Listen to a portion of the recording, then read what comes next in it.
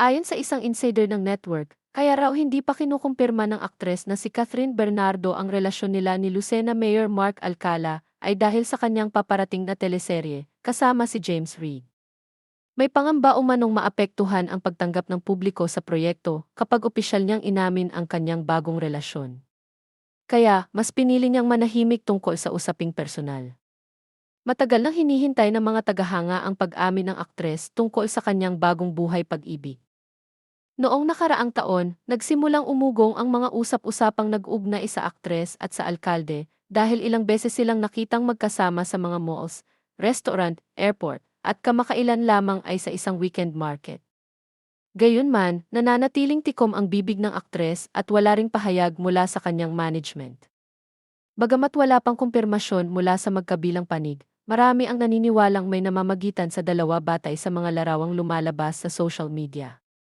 Sa ngayon, kumpirmasyon mula mismo kay Catherine Bernardo ang hinihintay ng publiko. Ayon sa isang insider ng network, kaya raw hindi pa kinukumpirma ng aktres na si Catherine Bernardo ang relasyon nila ni Lucena Mayor Mark Alcala ay dahil sa kanyang paparating na teleserye, kasama si James Reid.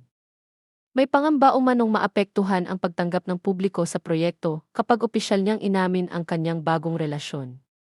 Kaya, mas pinili niyang manahimik tungkol sa usaping personal. Matagal nang hinihintay ng mga tagahanga ang pag-amin ng aktres tungkol sa kanyang bagong buhay pag-ibig.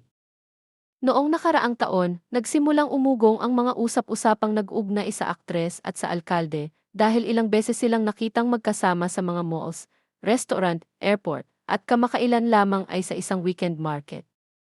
Gayunman, nananatiling tikom ang bibig ng aktres at wala ring pahayag mula sa kanyang management. Bagamat wala pang kumpirmasyon mula sa magkabilang panig, marami ang naniniwalang may namamagitan sa dalawa batay sa mga larawang lumalabas sa social media.